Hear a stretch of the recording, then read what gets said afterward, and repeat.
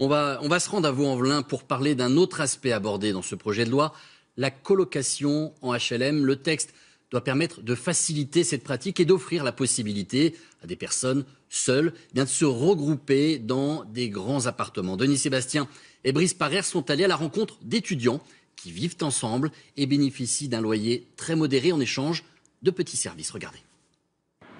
Les premiers résidents sont arrivés à la rentrée dernière. Au cœur de Vaux-en-Velin, l'immeuble est flambant neuf. À l'intérieur, des appartements loués en colocation à des étudiants.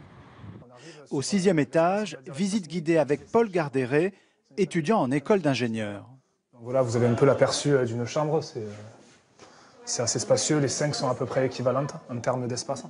5 chambres, 5 colocataires qui se partagent le loyer, 250 € par mois chacun, charges comprises. Espace de vie un peu commun, donc avec la cuisine ici, tout ce qui va être cuisine, salle à manger, le salon. Une vie à plusieurs et des moments partagés avec les autres résidents.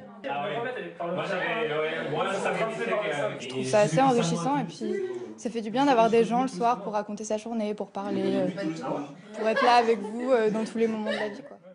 En échange du loyer modéré, les étudiants s'engagent sur des projets au service des habitants.